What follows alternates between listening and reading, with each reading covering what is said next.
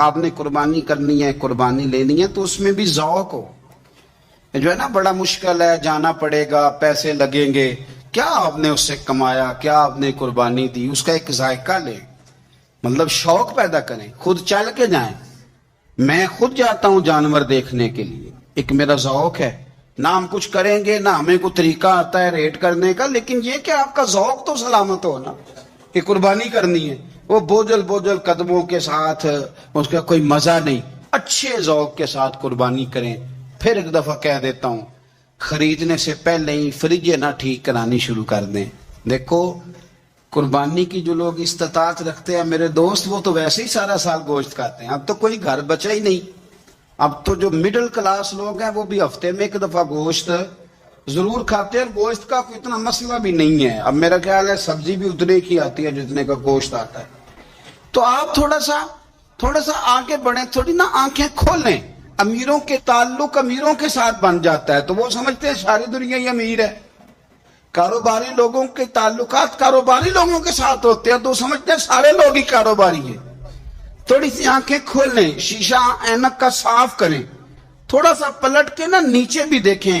جس آدمی کو جھکنا نہیں آتا وہ تو پیروں میں پڑی چیز نہیں اٹھا سکتا. تھوڑا دیکھیں جو غریب علاقے ہیں، غریب، وہاں گوشت پہنچانے کا از خود اہتمام کریں، بندوبست کریں.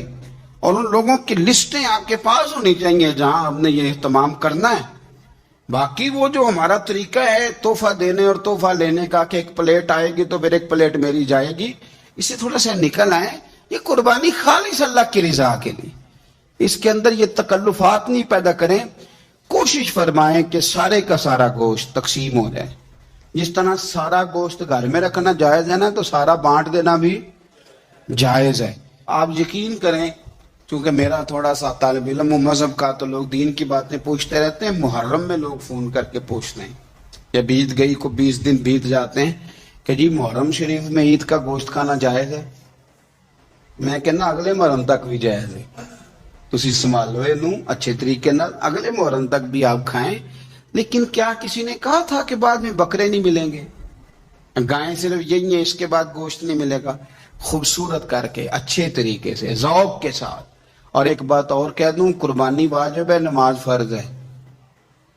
تو قربانی کا بہت زیادہ دھیان رکھنے والا اگر نمازی نہ ہو تو اس کا مطلب ہے اس نے کوئی کمال کام.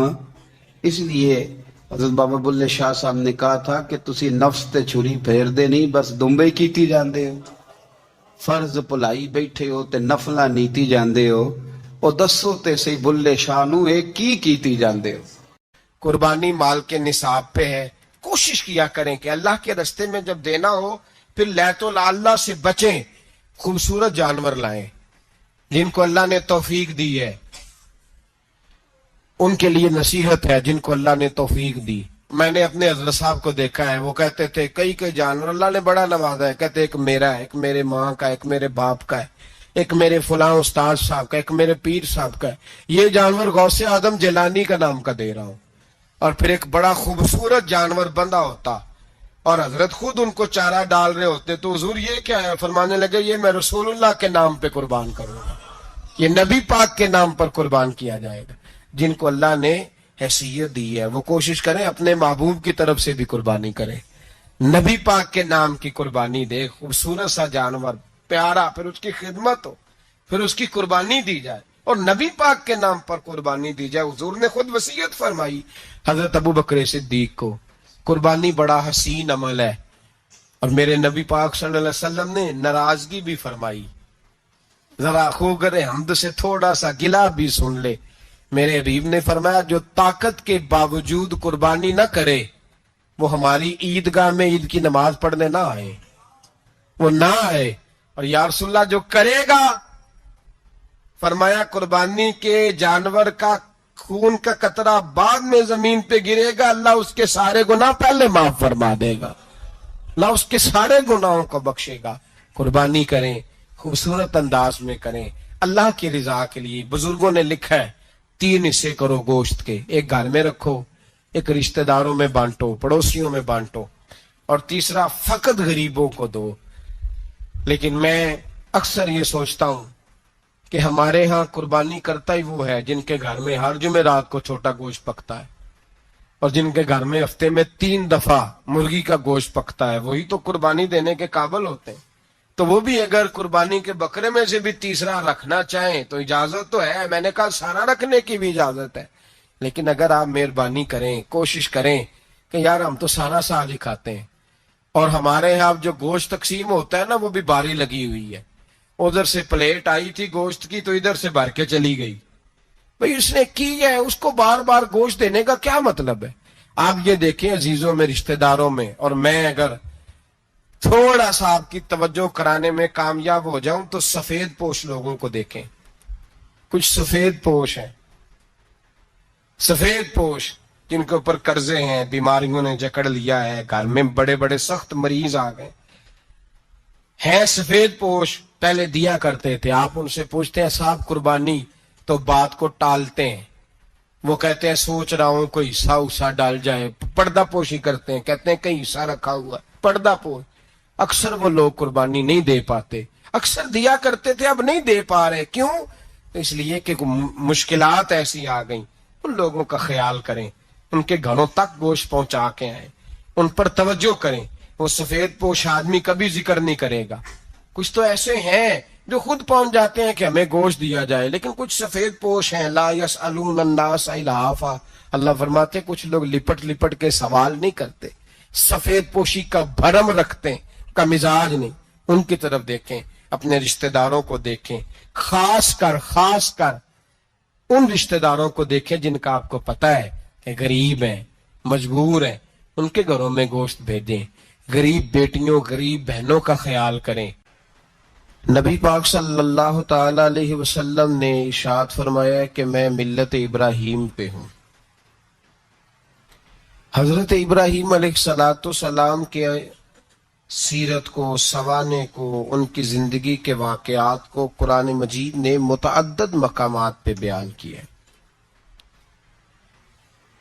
انبیاء کرام علیہ السلام 1,24,000 کم و بیش ہوئے، لیکن دین اسلام میں نبی پاک علیہ السلام کی امت میں جو مقام حضرت ابراہیم کا ہے وہ بس انہی کا ہے۔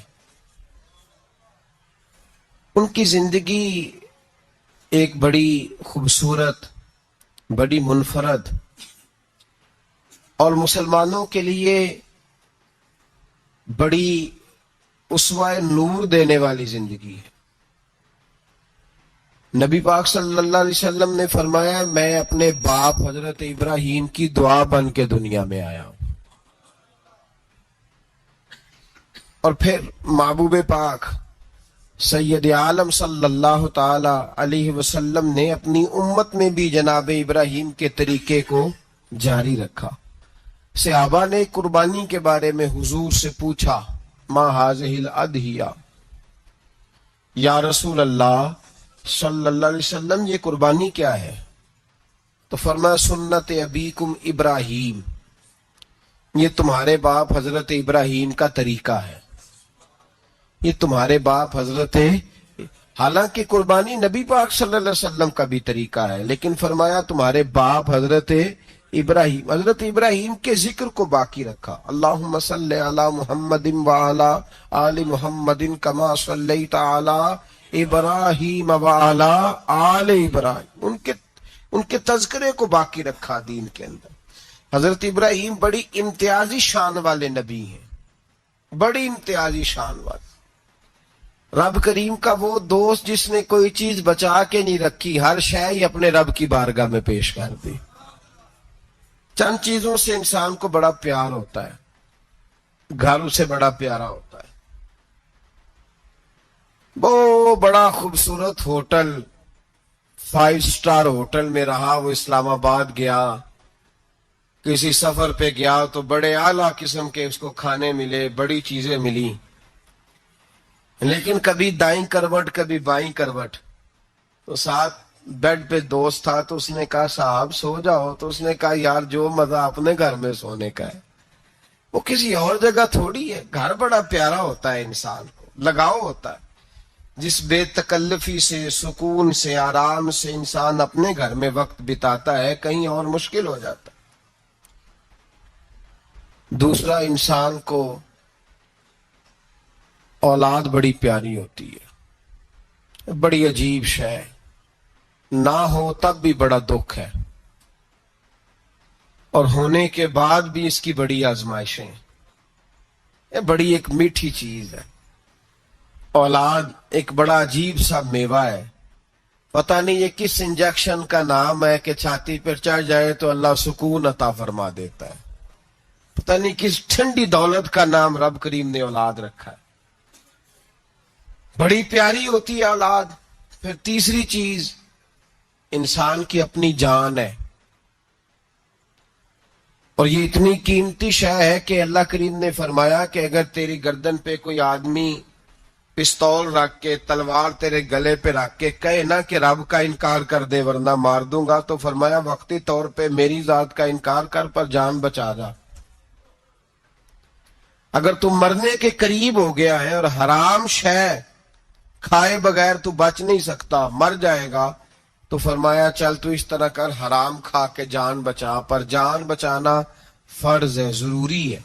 वतन बड़ा प्यारा, औलाद बड़ी प्यारी, जान बड़ी प्यारी। पर हजरत इब्राहिम से रब करीम ने फरमाया चल इब्राहिम कोई चीज दे, तो कहा या अल्लाह तीनों ही तेरे नाम पे कुर्बान करता हूं, तेरी हुई सारी, हर शय तेरी। हजरत इब्राहिम ने दीन के लिए, आप शहर बाबुल के करीब पैदा हुए थे, वहां से मिस्र आए, मिस्र से फलस्तीन आए और फलस्तीन से आकर के काबा आबाद फरमाया। जिंदगी सफरों में गुजरी। सफर एक तकलीफ वाली चीज है, पर हजरत इब्राहिम ने वतन छोड़ दिया, घर छोड़ दिया। जान बड़ी अजीज होती है। असल में ना जब इंसान जद्दोजहद करता है ना दीन के लिए, तो उसके रास्ते में बड़ी चीजें आती हैं। कभी औलाद, कभी घर, कभी बाहर, कभी हुकूमतें, कभी सियासतें, कभी चुदराहटें, उसके रास्ते में बड़ा कुछ आता है और उसे हर चीज को फेस करना पड़ता है। घर के अंदर भी जंग होती है और घर के बाहर भी लड़ाई होती है। ये आसान है ही नहीं। हम तो खैर हथियार छोड़ के फेंकने वाले लोग हैं, हम भोले भाले लोग हैं। हम कहते हैं मैंने तो कहा था मेहंदी ना करो, पर बेटे नहीं माने, तो भोले जी हुए।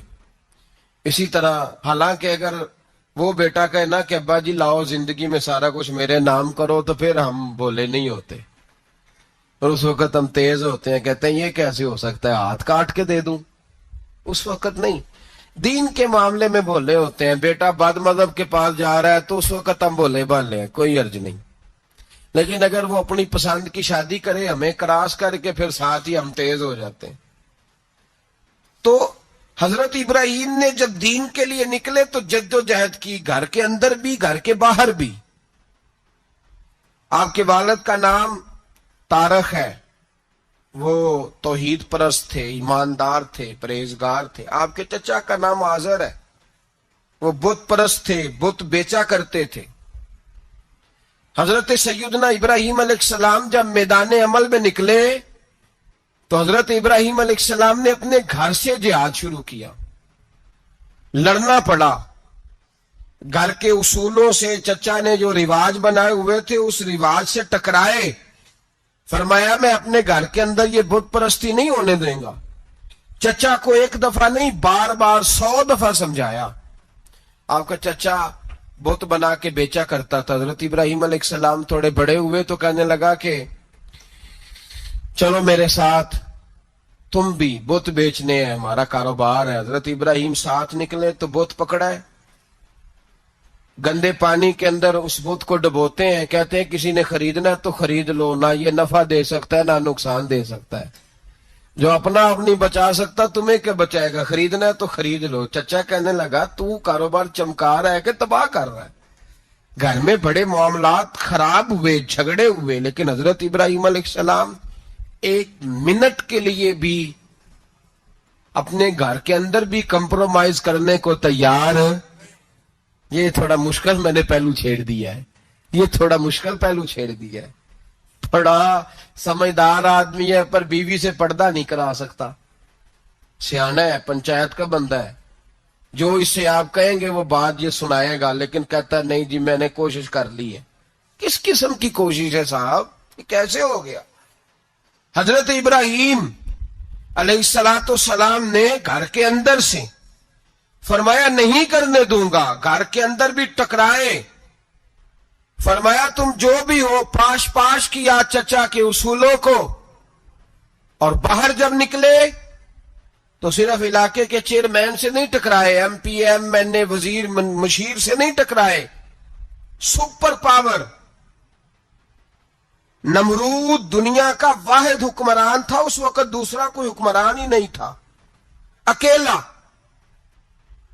اکیلے حکمران سے جا کر ٹکرائے، کوئی ساتھ فوج نہیں تھی، کوئی ساتھ ان کے طاقت بظاہر دنیا داری کی کوئی نہیں تھی، پر حضرت ابراہیم جا کے ٹکرائے، اور میرے رسول پاک صلی اللہ علیہ وسلم نے سند بیان کی، فرمایا افضل الجہاد کلمت الحق عند سلطان الجابر، فرمایا سب سے افضل جہاد یہ ہے کہ تو ظالم بادشاہ کے سامنے کھڑے ہو کے حق بات بیان کر دے، یہ سب سے بڑا جہاد ہے، یہ سب سے افضل الجہاد کلمت الحق عند سلطان الجابر، سب سے بڑا جہاد۔ حضرت ابراہیم کھڑے ہو گئے، سپر پاور سے ٹکرائے۔ یہاں ہم لوگ حکمتوں کا شکار ہیں، دیکھیں گے کریں گے سوچیں گے، اور مولوی صاحب کو ویسے کہتے ہیں آپ پرہیز کریں سیاسی باتوں سے۔ بھئی اللہ کے ہر نبی نے جا کے وقت کے ظالم حکمران کو لتاڑا ہے، للکارا ہے، یہ تو مشن انبیاء ہے۔ حضرت سیدنا ابراہیم علیہ السلام نے جو اس کو جا کے کہا کہ تو جھوٹ بولتا ہے، تو جھوٹا ہے، تو خدائی کا دعویٰ کرتا ہے، تو بہت بڑا ظالم ہے، اور قرآن مجید نے اس ساری بات کو بیان فرمایا۔ حضرت ابراہیم علیہ السلام سے کہنے لگا میں رب ہوں، تو آپ نے فرمایا میرا رب تو وہ ہے جو زندہ کرتا اور مارتا ہے، تو پھر آپ حق بات بیان کریں گے تو اللہ مارے گا کہ بندہ مارے گا؟ کچھ بھی نہیں ہوتا، کیونکہ زندگی موت کس کے ہاتھ میں ہے؟ اللہ کے ہاتھ میں، زندگی موت اللہ، کچھ بھی نہیں ہوتا۔ انسان صحیح سمت کا تعین کرے اور صحیح چلے۔ حضرت علی شیر خدا سے کسی نے کہا تھا کہ آپ کے بڑی دشمنی ہے، کوئی محافظ رکھ لیں، آپ فرمانے لگے موت خود بہت بڑی محافظ ہے، وقت سے پہلے آتی ہی نہیں، بڑی محافظ ہے، وقت سے پہلے۔ علامہ نورانی رحمۃ اللہ تعالی علیہ کراچی جیسے شہر میں رہا کرتے تھے، جہاں گام گام پہ خطرہ تھا، لوگوں نے کہا حضرت اتنے بڑے لیڈر ہو، آپ کی جماعت کی 62 سیٹیں ہوئی قومی اسمبلی میں، ایک ایسا وقت بھی آیا تو کوئی ایک آدمی بندوق والا، آپ فرمانے لگے مجھے ضرورت ہی نہیں، اس لیے کہ جس خدا رسول کے لیے میں نکلا ہوں وہ خود ہی حفاظت کرنے والے ہیں، ضرورت نہیں ان چیزوں۔ تو بھائی حضرت ابراہیم ٹکرائے، اور آپ کا انداز کیا ہے؟ جا کے کہا کہ تو نہیں، خدا وہ ہے جو زندہ کرتا، اور اس نے ایک بیوقوفوں جیسی دلیل دی۔ ایک آدمی کو کل پھانسی دینی تھی تو اس کو بلایا، کہنے لگا تجھے کب پھانسی ہے؟ اس نے کہا کل، کہنے لگا جا تجھے آزاد کیا، زندگی دی، اس کو چھٹی دے دی۔ ایک عام آدمی بیچارہ بیٹھا تھا، اس کو پکڑ کے نا کہنے لگا اس کی گردن اڑا دو، کہنے لگا دیکھ لو میں بھی زندہ کرتا اور مارتا ہوں، وہ جو کل مرنے والا تھا میں نے زندہ کر دیا ہے، اور جس کو پتہ ہی نہیں تھا کہ میں نے مرنا ہے اسے پکڑ کے میں نے مار دیا ہے۔ یہ بیوقوفوں جیسی دلیل ہے۔ حضرت سیدنا ابراہیم علیہ السلام چاہتے تو اسی وقت دلیل توڑ دیتے کہ تو کیا بیوقوفوں جیسی بات کر رہا ہے، اگر تو زندگی دیتا ہے تو مرے ہوئے میں جان ڈال کے دے جس کو تو نے مارا ہے۔ لیکن حضرت ابراہیم نے دیکھا کہ بیوقوف ہے، بیوقوفوں سے بحث نہیں ہوتی، دلیل بدل لی جاتی ہے، ان کی عقل کے مطابق بات کی جاتی ہے۔ حضرت ابراہیم فرمانے لگے میرا رب وہ ہے جو سورج مشرق سے نکالتا ہے اور مغرب میں غروب کرتا ہے، تو اگر رب ہے تو تو مغرب سے نکال کے مشرق میں غروب کر۔ فبہت الذی کفر، کافر لاجواب ہو گیا، اس کے پاس اس چیز کا کوئی جواب نہیں تھا۔ علامہ اسماعیل حقی نے خوبصورت فقرہ لکھا ہے، خوبصورت، جان ڈال دی ایک جملہ کہہ کے۔ حضرت سیدنا علامہ اسماعیل حقی رحمت اللہ علیہ فرمانے لگے چونکہ نمرود بیوقوفوں جیسی باتیں کر رہا تھا، اگر وہ یہ کہہ دیتا نا کہ میں سورج کو نکالتا ہوں مشرق سے، میں غروب کرتا ہوں معاذ اللہ مغرب میں میں نکالتا ہوں، تو آپ اپنے رب سے کہیے کہ وہ مغرب سے نکال کے مشرق میں غروب کرے۔ علامہ اسماعیل لکی فرماتے ہیں رب کریم کی آواز قدرت تھی، مالک حضرت ابراہیم علیہ السلام کے اس اگر وہ کہہ دیتا اور حضرت ابراہیم دعا کر دیتے تو رب کریم نے فرشتوں کو تیار بٹھایا ہوا تھا، فرمایا اگر یہ کہہ دے میرے خلیل سے کہ سورج مغرب سے نکال کے مشرق میں غروب کرنا ہے تو تیار رہنا، جس طرح خلیل کہیں گے ویسے ہی کر دیں گے۔ واتخذ اللہ ابراہیم خلیلا، ابراہیم ہمارا دوست جو ہوا، جیسے کہے گا ویسے کر دیں گے۔ حضرت سیدنا ابراہیم علیہ السلام کی باتوں کا جب جواب نہ دے سکا، دلیل نہیں بندہ دیتا، پھر لڑائی کرتا ہے، پھر جھوٹے موٹے اعتراض کرتا ہے۔ دلیل ختم ہوتی ہے تو لوگ ذاتیات پہ اترتے ہیں، کہتے ہیں یہ کھانستا صحیح نہیں، دیکھتا صحیح نہیں، دلیل ختم، اب ذاتیات پہ اترے، کہنے لگے مجھے پتہ چلا ہے کہ یہ فلانی جگہ گیا تھا تو وہاں جا کے اس نے اس طرح کیا ہے۔ پھر لوگ ذاتیات پہ اترتے ہیں، جب دلیل کا جواب دلیل سے نہیں دے پاتے پھر ذاتیات پر اتر کر حملے کرتے ہیں۔ حضرت ابراہیم کے دلائل کا جواب نمرود نہ دے سکا تو کہنے لگا کہ اس کو آگ میں ڈال دو۔ قوم گئی ہوئی تھی ساری، آپ نے بات سنی ہوئی ہے، میں نے صرف اشارہ دینا ہے، میلے پہ تو حضرت سیدنا ابراہیم علیہ السلام نے سارے بت توڑ دیے، کلاڑا بڑے بت کی گردن پہ رکھا، واپس آئے کہنے لگے بت کس نے توڑے ہیں؟ تو فرمایا اس سے پوچھو جس کی گردن پہ کلاڑا ہے۔ کہنے لگے یہ تو بول ہی نہیں سکتا، تو فرمانے لگے بڑے بیوقوف ہو جو بولتا ہی نہیں، سنتا ہی نہیں، اپنا آپ نہیں بچا سکتا، اس کی پوجا کرتے ہو؟ کہنے لگے پکڑو دلیلیں ختم ہو گئی، اس کو آگ میں ڈالو۔ بہت بڑی حویلی 45 فٹ مربع پہ مشتمل ایک حویلی بنائی گئی اور 45 فٹ اونچی۔ مختلف روایات علامہ اسماعیل لکی کہتے ہیں کہ 3 مہینے تک نمرود نے کہا کہ اس کے اندر لکڑیاں ڈالو۔ لوگ پوچھنے لگے کتنی دنیا جلانی ہے؟ کہنے لگا بندہ تو ایک جلانا ہے پر بندہ بڑا تگڑا ہے، ایک بندہ۔ 3 مہینے لکڑیاں ڈالی گئیں، اور لوگوں کی جو تہمات ہوتی ہیں نا وہ بڑی عجیب ہوتی ہیں۔ تہمات میں نے بڑی تفصیل سے رمضان المبارک میں گفتگو کی تھی، بدشگونی تہمات لوگ لیتے ہیں، اس وقت بھی لوگ تہمات کا شکار ہو گئے، عقیدہ بگڑ جاتا ہے تو وہ عجیب و غریب باتیں کرنے لگتا ہے، تہمات کا شکار ہو گئے۔ بیبیاں نظر مانتی، میں بیمار ہوں اگر صحیح ہو گئی تو اتنے من لکڑی دوں گی حضرت ابراہیم کی آگ جلانے کے لیے۔ ایک عورت لے کے جا رہی ہے لکڑیاں، تو ایک نیک دل آدمی نے اس سے پوچھا کہاں جا رہی ہو؟ کہنے لگی میں نے منت مانی تھی تو حضرت ابراہیم علیہ السلام کو معاذ اللہ جلانے کے لیے لکڑیاں لے کے جا رہی ہوں۔ تو وہ رب کریم کے بندے کہنے لگے تو ڈھونڈتی رہے گی، تجھے وہ جگہ ملے گی نہیں۔ وہ بی بی کئی مہینے گھومتی رہی، جگہ ہی نہیں ملی جہاں لکڑیاں ڈالنی، ماری گئی۔ تہمات کا شکار ہوئے بہت سارے لوگ، تہمات کا۔ بھائی تہمات دین کے اندر منع ہے، تہمات دین میں کوئی نظر ماننا، کوئی کسی بزرگ کے مزار پہ جا کے سالے ثواب کے لیے کوئی چیز ماننا، یہ تو درست ہوا، لیکن غیر شرعی نظریں مان لینا کہ میں آگ کے گرد چکر لگاؤں گا،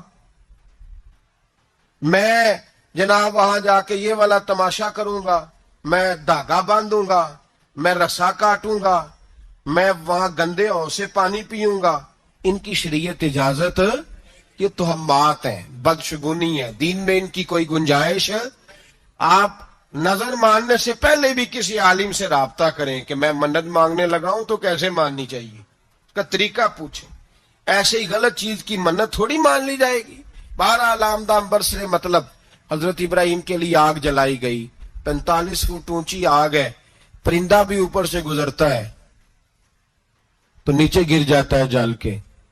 اتنے دن لگا کے آگ جلائی گئی، اب حضرت ابراہیم کو جلایا جانے لگا ہے۔ یہاں تو موجیں ہے نا، جو کسی ادارے کا سربراہ ہے اس کے لیے موج ہے، کسی جگہ آفیسر بن گیا تو موج ہے، پیر صاحب کے لیے موج ہے، علامہ صاحب کے لیے موج ہے، خطیب صاحب کے لیے موج ہے۔ جلنا کس کو پڑتا ہے؟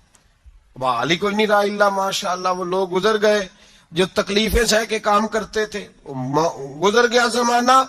हजरत सैयदना इब्राहिम अलैहिस्सलाम को जलाया जाने लगा है, तो अब इतनी बड़ी आग है तो डाले कैसे?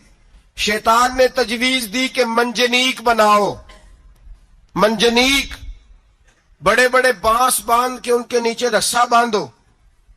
अब वो जिस तरह झूलने के लिए झूला बनाया जाता है, इस तरह एक मंजनीक पुराने जमाने में उसमें पत्थर रख के फेंके जाते थे दुश्मनों पे, वो मंजनीक बनाई गई कि दूर से हजरत इब्राहिम को फेंकेंगे। हाथ हजरत इब्राहिम के बांध दिए, पांव मुबारक बांध दिए, पूरी जमीन पे एक नाम लेने वाला खुदा का, और उसको आज रस्सियों में जकड़ा हुआ है। जब फेंका जाने लगा ना आग में, तो हूरें रोने लगी, फरिश्ते तड़पने लगे, ए अल्लाह ये क्या होने लगा है? एक तेरा खलील और वो भी आग में। फरमाया जाओ जाके उससे कहो अगर तुम्हारी मदद लेता है तो उसे बचाओ। हवा का फरिश्ता आया, कहा इब्राहिम अगर तू कहे। ओ भाई, इन चीजों को कहानी समझ के ना सुना करें, ये दास्तान नहीं, ये वो तरीके हैं जो हमारे रसूल ने हमें अपनाने का हुक्म इरशाद फरमाया है।